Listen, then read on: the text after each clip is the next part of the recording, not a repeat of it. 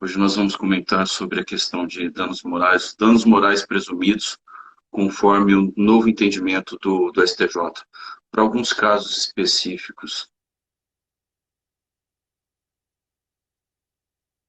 Afinal, o que seria presumido? Quais casos são presumidos? Quais não são? Então é mais ou menos para nós comentarmos um pouquinho sobre isso. E aí, boa tarde. Tá bom? Beleza, e você? Estou Tudo escutando bem, e tranquilo. você? Tá me escutando bem? Estou. Eu estava até comentando um pouquinho aqui para o pessoal, só Hum, para a gente dar uma introdução do que nós vamos falar, né? Que seria uma questão relativa aos danos morais presumidos. Quando efetivamente eles são presumidos ou não. Há uma grande divergência ainda na doutrina, na jurisprudência, porque há casos que consideram, há casos que não consideram. O que o STJ considera não necessariamente os tribunais estão seguindo. Então vira uma bagunça, né? Cada um faz o que quer. exatamente. Eu acho que o principal problema do nosso poder.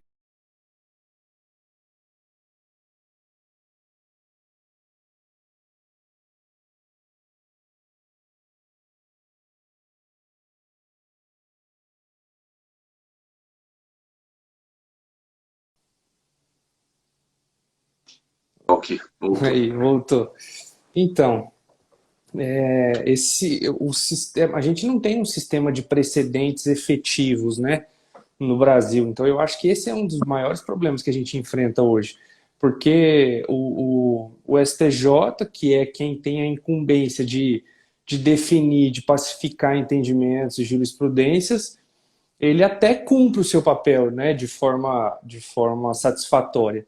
Só que os tribunais e os juízes de primeiras instâncias não seguem isso, né? É aí que é o grande problema. Vivemos um mundo de insegurança jurídica, não só em relação à STJ com os tribunais, mas é o STF também com o restante do país. Não vamos entrar na área criminal, principalmente, que é a grande sacanagem que está acontecendo pelo STF, né, vinculado a, a um lado político, vamos dizer assim, que muito embora Uhum. isso as pessoas não entendem o quanto isso pode afetar a nossa sociedade. Se você até se recorda disso. Eu sempre falei, o processo contra o Lula está errado. Está errado. Eu era crítico. Antes que Sim. fale assim, não, ele é bolsonarista, ele... Cara, eu sou advogado. Então eu tenho que defender a correta aplicação da lei. E o que fizeram com o Lula, Sim. fizeram errado. Não tem o que falar. Foi uma exposição de... Foi um showmício, né, na verdade, do senhor Moro e o tal do Deltan. Chega, aconteceu o que aconteceu, né? Agora estão respondendo a processos, enfim, não vamos entrar nesse detalhe aí que não vale a pena. Mas os fins não estão definidos, né? É, com certeza.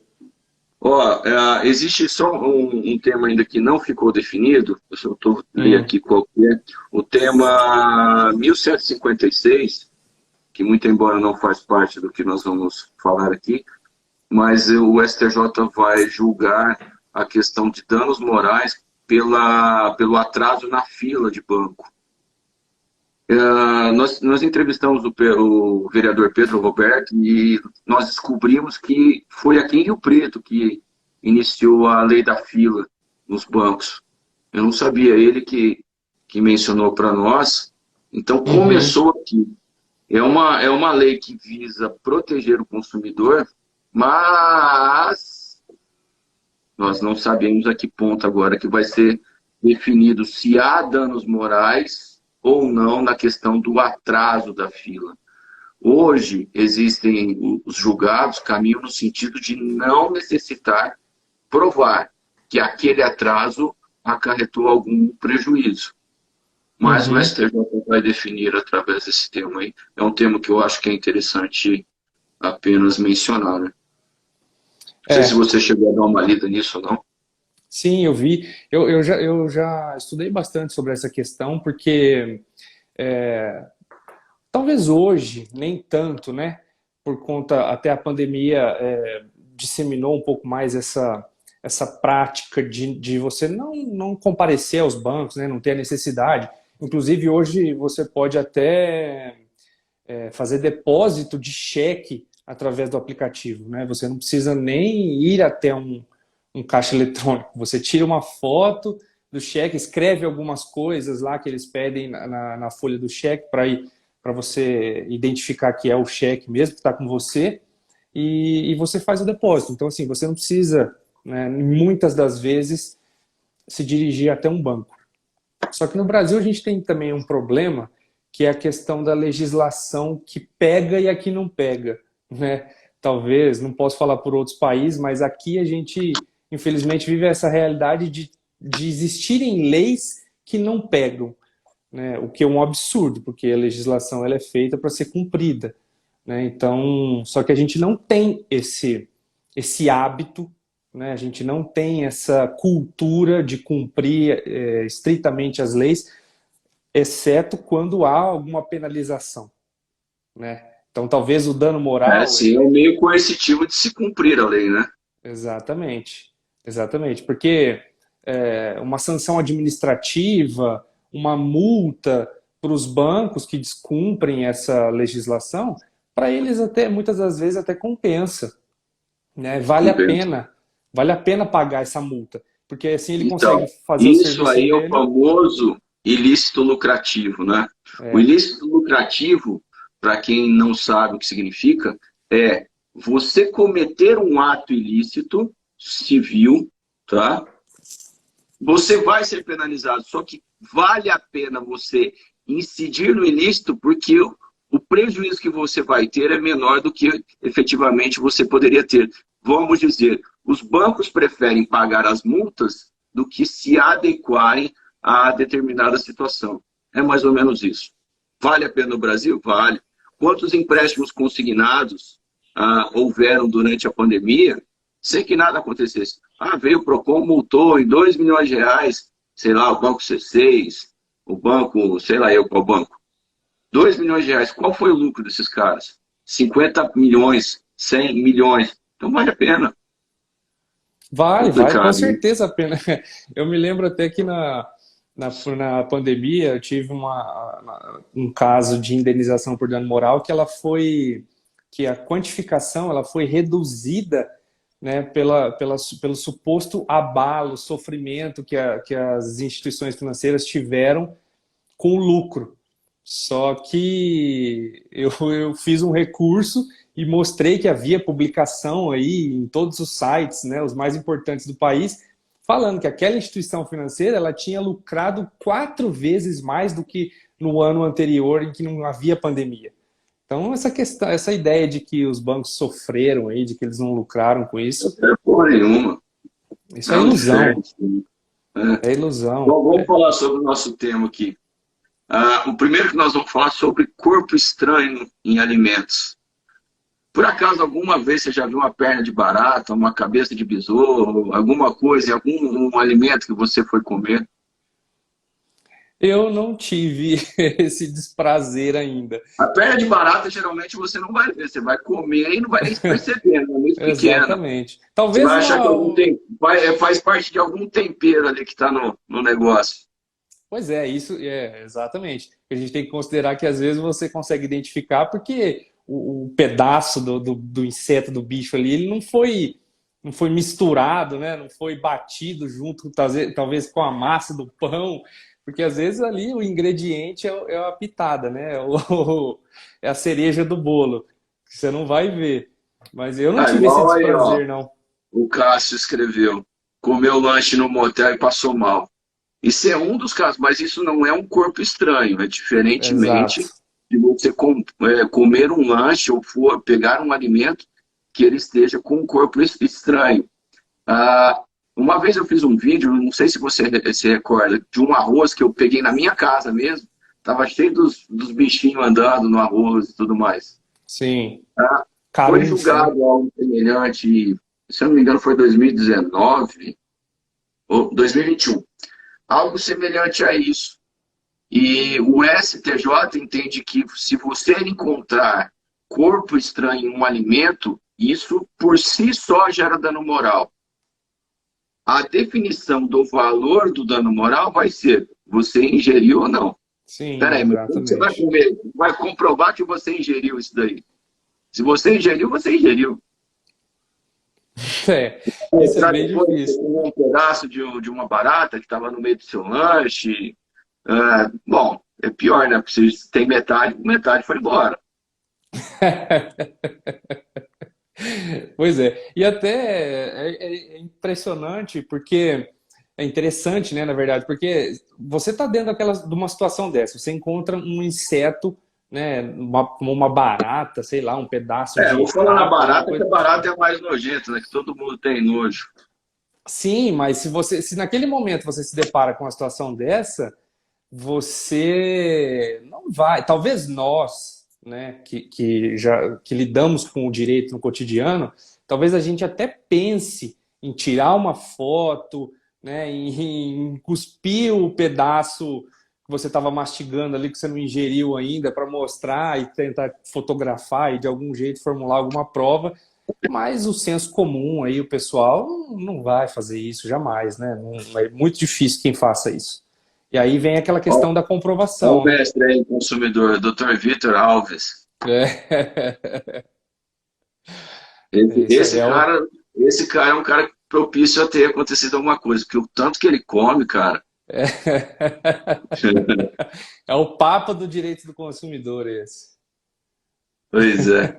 Então, e normalmente o que está sendo ventilado aqui de valor de danos morais pela ingestão ou encontrar um corpo estranho em alimentos é R$ 5.000.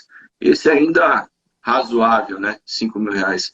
Isso vai ser, lógico, vai depender de cada caso em si. Como eu peguei no arroz, R$ 5.000 por encontrar insetos no arroz, aí eu já acho desproporcional. Mas se é num alimento que você está comendo ali na hora, aí é diferente, porque aí é questão de higiene. Então, Exposição ao risco, né? é, Porque dependendo do que você ingeriu, porque o corpo estranho, na verdade, a gente pensa em inseto, em bicho. Mas um corpo estranho ela pode ser um parafuso, um prego, um pedaço de vidro, né? Se você ingere uma bebida com um pedaço de vidro, isso pode te levar até a morte, né? Uma perfuração do intestino e tal. Então a exposição ao risco é muito grande, né? Então é isso que vai ser levado em cara, eu lembrei consideração. de um negócio, não, não sei se seria um corpo estranho ou não, mas uma vez num restaurante eu estava almoçando, jantando, não me recordo. Eu mordi, eu não sei se foi uma pedra ou se foi um arroz duro e tudo mais, e o dente quebrou. Pode ser um pedaço de osso, não sei se você estava comendo Pode carne. ser várias coisas, mas eu não sei. Eu sei que eu mordi e quebrou meu dente lá. Então. Mas aí a gente não pode falar em questão de corpo estranho, mas simplesmente um vício, né, no produto.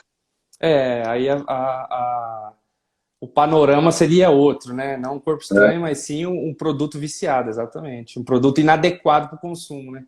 É. Passando para um outro caso, olha lá, já veio o monge do direito. R$ 5.000 não é muito. Depende da situação, né? Para quem Depende. paga é muito, para quem recebe é pouco, né? Mais ou menos isso. Mas essa questão eu também concordo com você que o simples fato de você identificar um corpo estranho, né? Se aquilo não te trouxe nenhum prejuízo, acho que também R$ 5.000 talvez seja até muito. É. Ô, Vital, também tem um outro julgado que nós vamos comentar aqui, que é a utilização de marca, né? A Uhum. utilização de uma marca, de um nome parecido de uma marca, também isso é proibido. E isso gera danos morais. Essa questão que foi debatida pelo STJ, no RESP 1.507.920, que ele condenou uma marca a R$ 15.000, eu também acho que é muito, e nesse caso eu acho muito pouco, né? O que essa marca usufruiu do nome da outra para vender os seus produtos, né? Sim, isso é que assim também, né? Vai depender de caso a caso, né? Se há quanto tempo essa marca estava explorando isso, né? É isso que tem que ser levado em consideração. Porque Mas se os caras for... também foram sacanas daqui, né? Sonharte com o E no final, sonhar-te, e a outra marca sonhar-te, sem o E no final. A puta de uma sacanagem, né? Sim, inclusive nós temos um amigo em comum aí que passa por uma situação dessa, que é o Dr. Marcelo Moretti. É, Existe uma empresa também no ramo de saúde com um nome muito parecido com o da empresa dele e ele já recebeu diversas notificações do Procon em razão de reclamações de consumidores, mas até o próprio Procon faz confusão. Nem o Procon entende direito que marca que é. Às vezes a atuação dele se limita aqui ao município de São José do Rio Preto, e às vezes recebe reclamação de outro estado, de estados longes daqui, né, que aderem ao serviço dessa outra empresa que trabalha com o serviço digital, e aí vem a reclamação, e aí você tem que ficar justificando que não é a mesma empresa, né, tem que comprovar o registro e tal. É uma dor de cabeça. Não só a percepção de lucro que essas empresas têm, mas o prejuízo que ela também causa. Né? Porque até você explicar que focinho de porco não é tomada, o consumidor, o fornecedor, ele começa, a regra do jogo ele já começa presumidamente culpado. Né? Então você tem é, que é, verdade. então, e aí você tem que explicar que não é a mesma empresa, que é diferente, que um está se apossando da marca do outro e tal. Então, é um transtorno muito grande que causa. Com certeza. Bom, esse aqui é bem tranquilo, é a utilização mesmo de nome parecido, que gera danos morais. Tem um que é bem interessante, e isso eu não vejo acontecendo muito na prática, que é a aplicação de danos morais no caso de violência doméstica. Foi julgado no tema 983 pelo STJ, de que Uhum, na própria ação penal o juiz pode arbitrar o valor de danos morais. uhum. Se não for arbitrado, lógico que a mulher pode ingressar com uma ação autônoma para requerer a aplicação de danos morais. No caso em si que nós estudamos, que foi divulgado, o homem deu um tapa na cara da mulher que ela chegou a cair no chão. Esse ato em si gerou uma condenação de R$ 3.000 de danos morais. Aí vem um outro problema. Como quantificar o valor de danos morais no caso de violência doméstica? Caso a caso. Não tem como ser diferente. Não tem. Então, vamos equalizar a questão. Vamos pensar que o que Não, seria. perdão. Só para. Agora, eu lembrei de um fato aqui. Não só deu um tapa nela que ela caiu. Depois ele passou com o carro em cima dela. E a indenização de R$ 3.000. R$ 3.000. Enquanto um arroz com caruncho paga-se 5.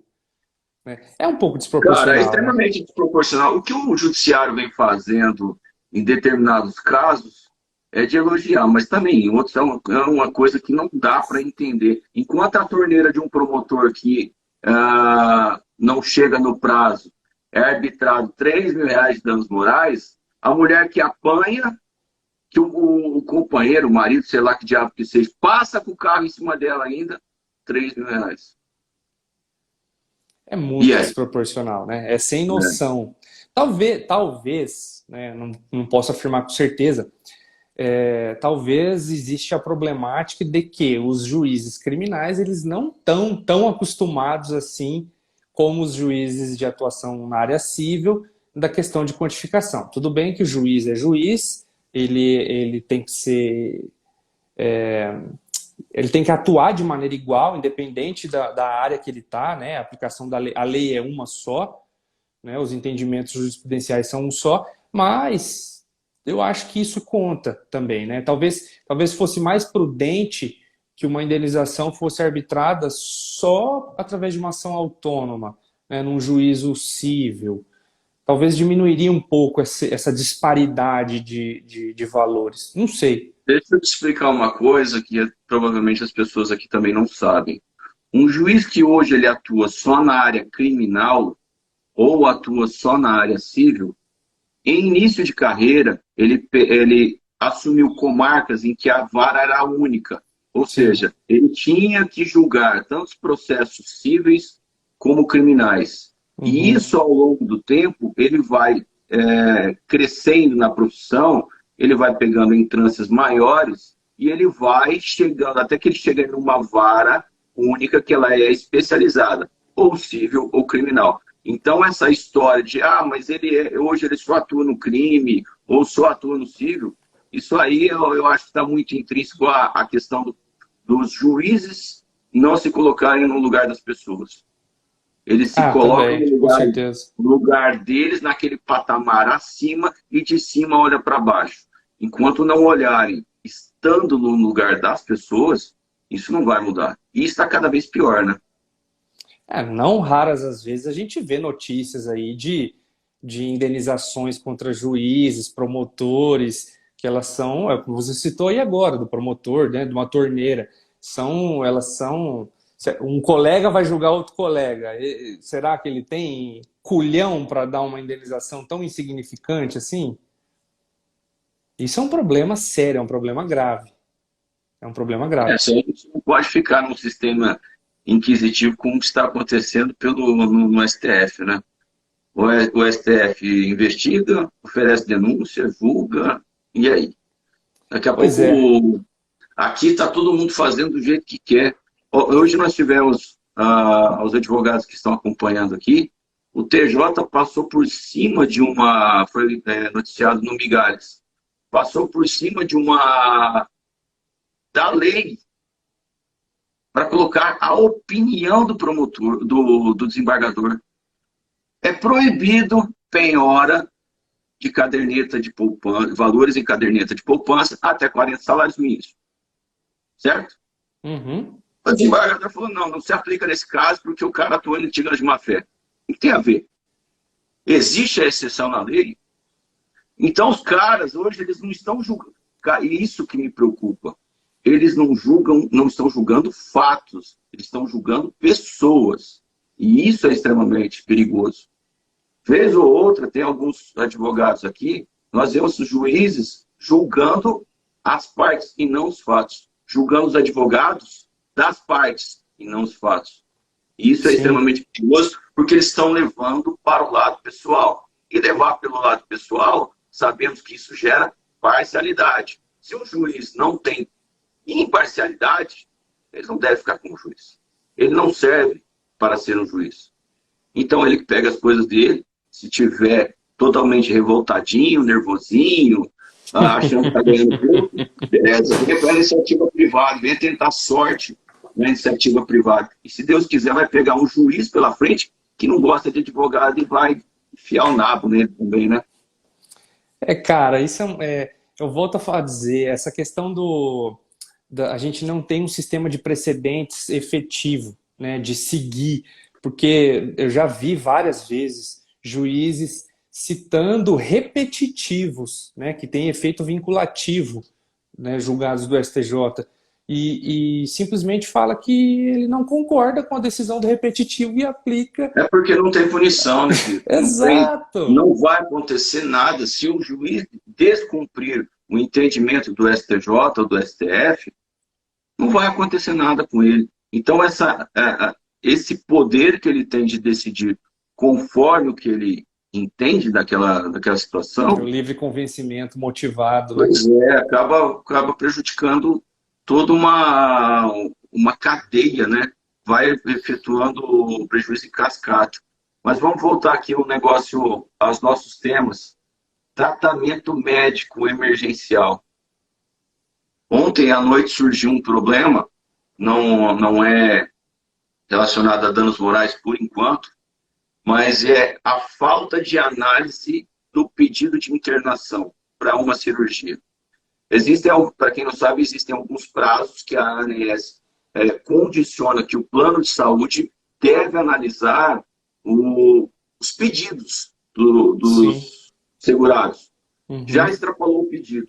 Só que a grande dificuldade, já extrapolou o prazo, a grande dificuldade é conseguir provar quando foi feito o pedido.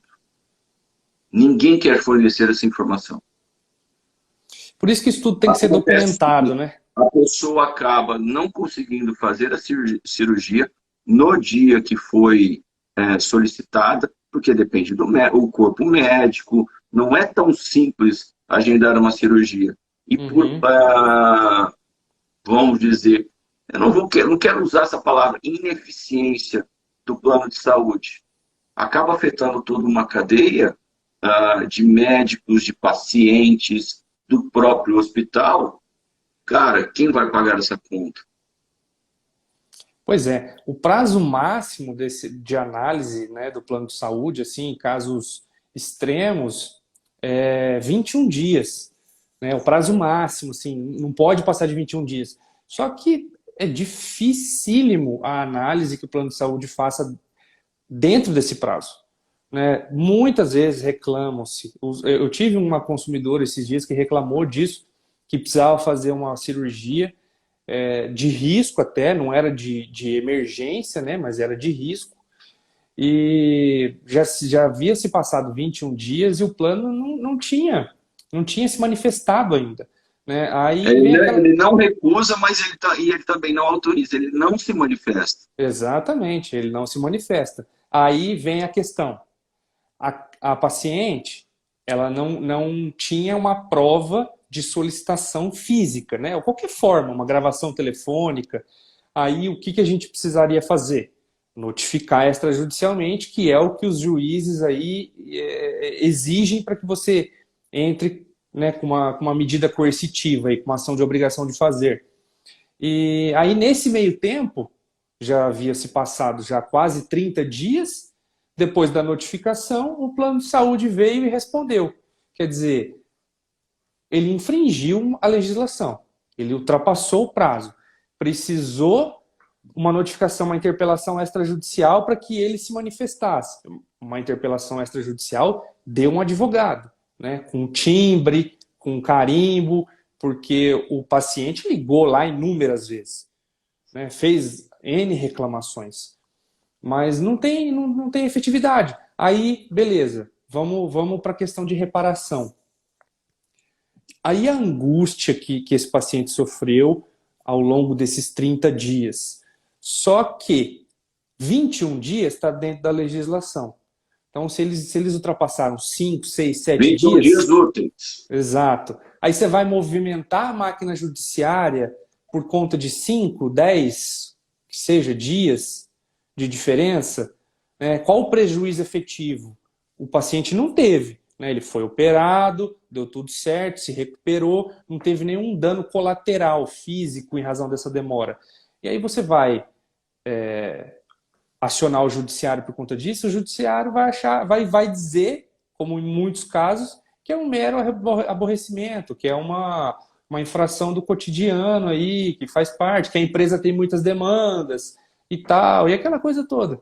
Né? E aí, no final das contas, o consumidor sai sempre prejudicado. Sempre Aqui prejudicado. esse caso que nós estudamos aqui, o paciente tinha câncer, né? Exato. O plano de saúde negou o tratamento de câncer. Olha só, dizendo que não havia previsão na pólice não, No rol da ANS? é, o tratamento não é, o câncer não tem, né? Está previsto aonde o câncer? Tratamento de câncer. E é uma coisa assim, Que deve ser a cara, terapia, né? Não a doença em si. é, e detalhe, né? Houve uma condenação em primeira instância, o tribunal revogou e o STJ aplicou os danos morais. É um absurdo, né, cara? Ter que recorrer ao judiciário para que você faça valer o seu plano de saúde, o que você paga, o que foi contratado. Aqui não existia nem a possibilidade de algo alternativo. Foi negado. Tratamento de câncer. Não é um tratamento de risco? É. E você precisa ir até o judiciário para solicitar que eles estão simplesmente cumpram o contrato. Pois é, Isso não gera um dano moral. Você ali está precisando de um tratamento que, quanto mais demorar, pior será para você. não, com certeza. A angústia emocional, né? Porque só o fato de você receber a notícia de que você tem o câncer já é um problema que você tem que lidar com isso. E ainda nesse meio tempo, você ainda tem que se preocupar com questões burocráticas, né? De aceitação, de admissão, de autorização. E aí a gente também não pode romantizar e entender que esse caso que virou um paradigma aí do STJ, ele é um que subiu. Quantos a gente tem que nem sobem?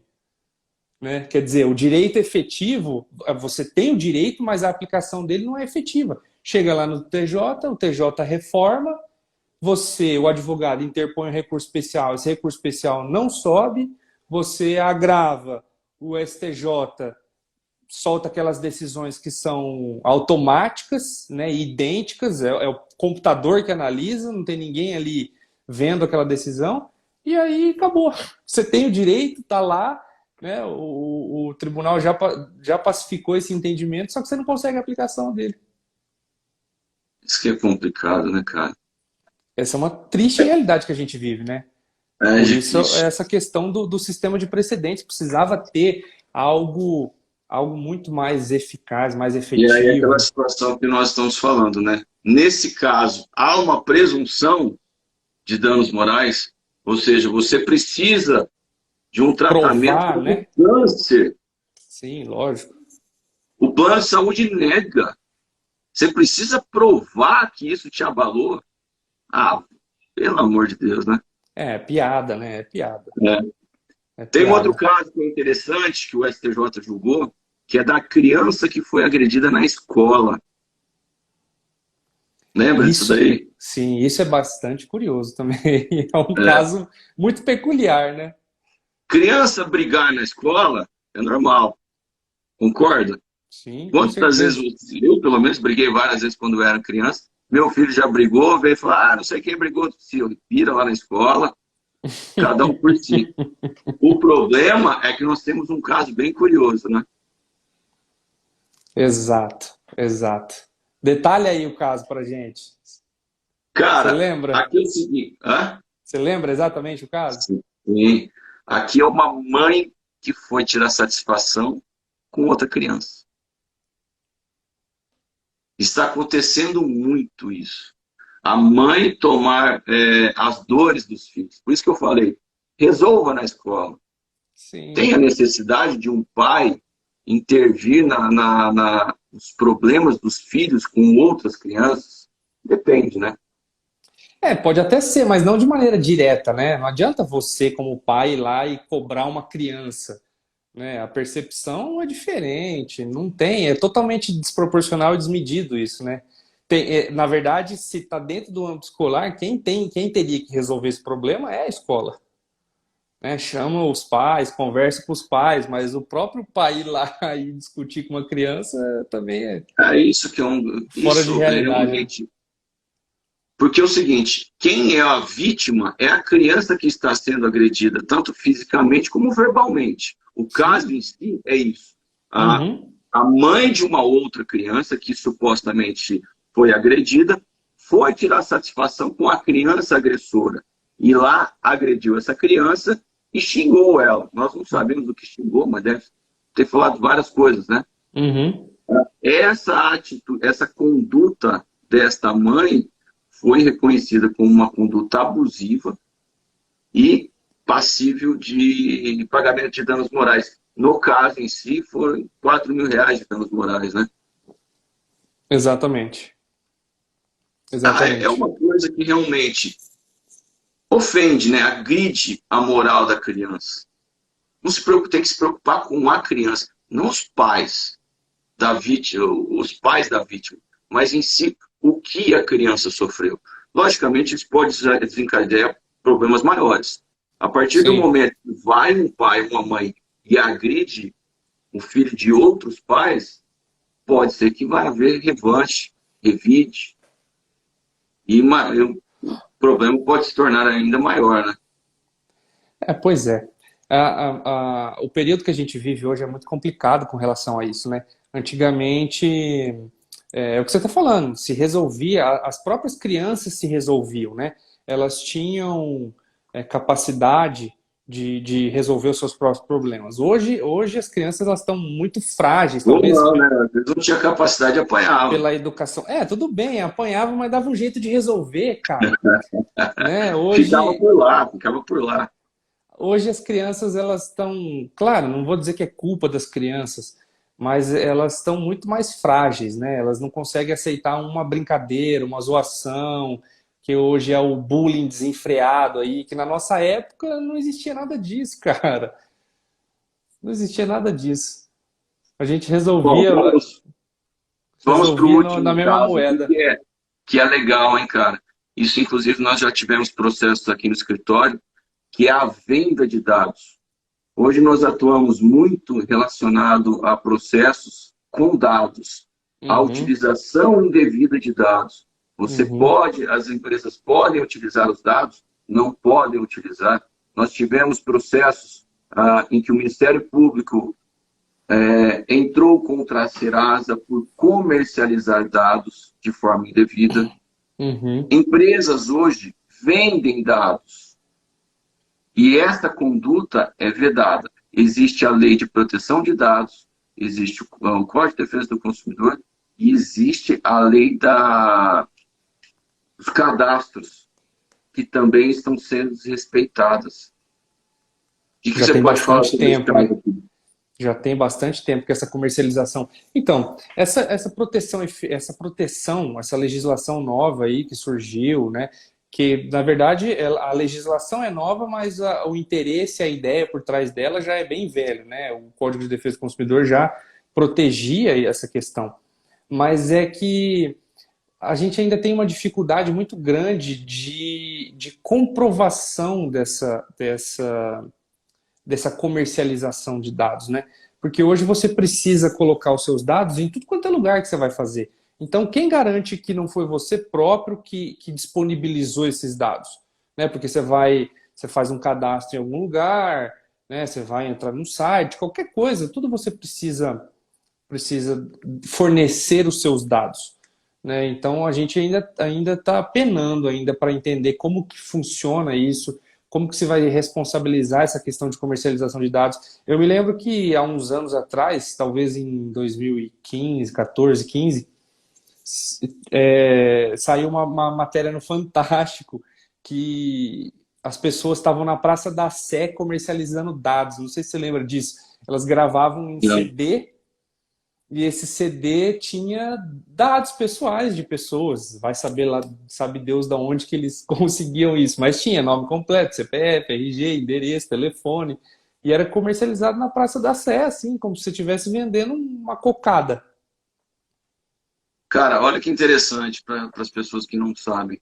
Eu vou dar um exemplo que praticamente todo mundo já passou por isso. Vai na Droga Raia comprar qualquer tipo de medicamento. Uhum. Lá já está. Mas se você não tiver o cadastro lá, vamos fazer um cadastro rapidinho. Já pararam para pensar para que serve esse cadastro? Para que eles vão inserir os seus dados? Eles fazem padrões a partir destes dados. Eles vão saber o que, por exemplo, os medicamentos que eu mais consumo. E isso leva a um padrão que eles vão vender para planos de saúde e para as empresas que comercializam medicamentos, os grandes laboratórios. Isso vai abrindo, mas ninguém sabe para onde vão esses dados. O que são feitos com esses dados?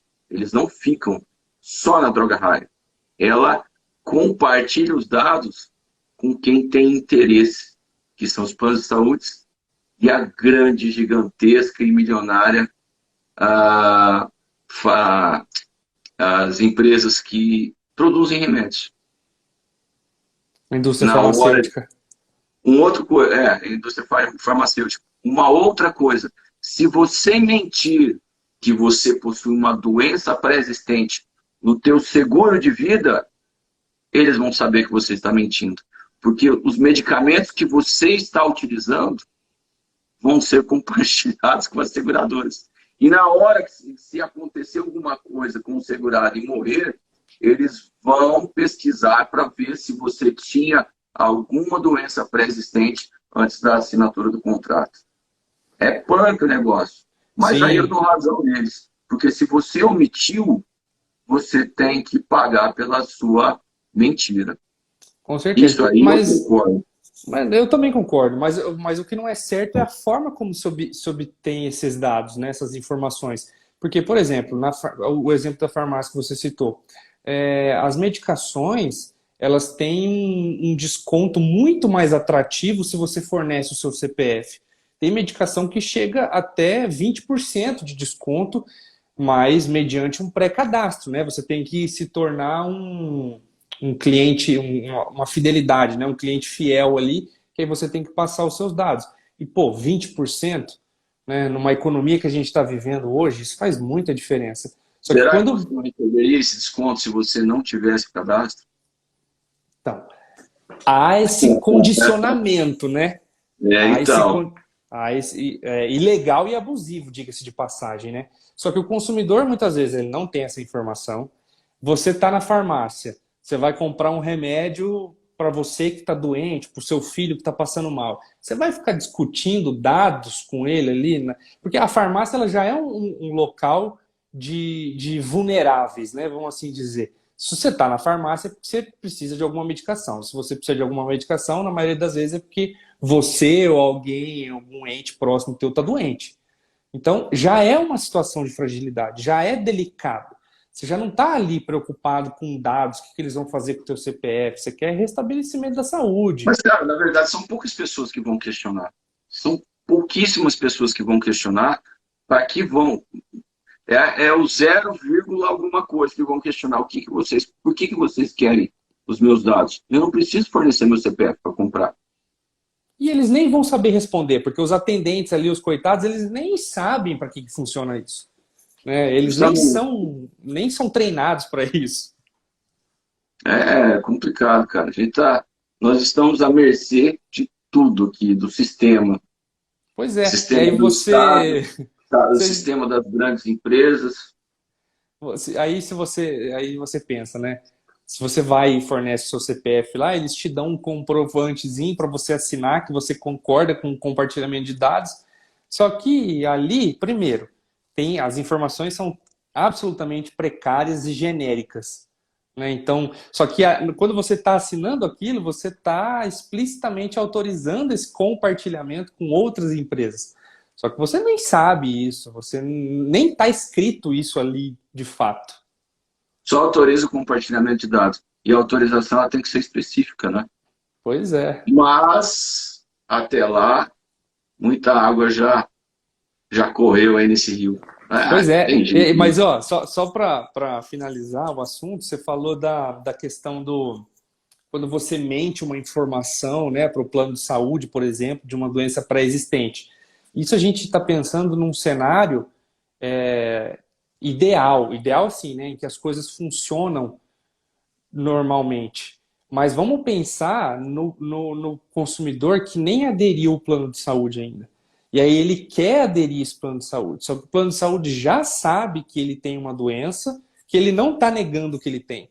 Só que o plano de saúde, como ele já sabe, ele nem vai questionar nada. Ele simplesmente vai recusar o contrato. E aí você vai ter uma recusa de contrato que você não sabe nem por quê. É complicado, né? Vai muito mais além, né? É um problema muito grande. Mas é isso aí, Vitão.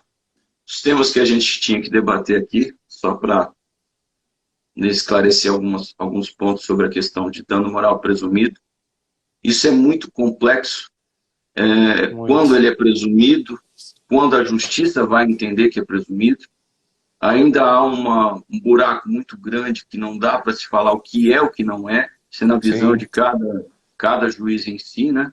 A Uhum. única coisa que a gente sabe é que existem casos específicos em que o dano moral é presumido, por exemplo, a morte de um filho, quando uma empresa causa um acidente, dá para se presumir determinados casos de negativação indevida, mas a questão da quantificação é caso a caso, não tem jeito. É caso a caso, é de acordo com a cabeça de cada juiz, de cada tribunal. Tem tribunal que entende que é um valor, outro entende que é outro, o STJ entende que é outro. Não há segurança de nada. Essa é a verdade. Falar que ó, é assim é perigoso. E a gente, como advogado, é que mais sofre, né? Porque o cliente chega aqui, ele leu na internet que a recusa injustificada de tratamento do plano de saúde dá dano moral, e então ele já chega aqui certo de que ele vai conseguir um dano moral, e aí você perde o processo, não por falta de zelo, né? por um trabalho ruim, mas porque não se aplicam precedentes mesmo, né? O juiz ele coloca o convencimento pessoal dele ali, e aí você fica sem ter o que falar, sem argumento para o cliente, né? E o culpado é você, que é um advogado ruim que não conseguiu fazer a lei ser aplicada. Todos esses casos que nós debatemos hoje aqui, eles foram reconhecidos que o dano moral é presumido. No caso de agressão à criança, no caso de venda de dados, no caso de recusa de tratamento médico, enfim, são casos em que há a presunção. Na recusa de tratamento médico, ela já é um pouco mais específica, vai depender do caso. Na venda de dados, a mesma coisa. Na agressão com criança, já acho que não, já é uma presunção absoluta.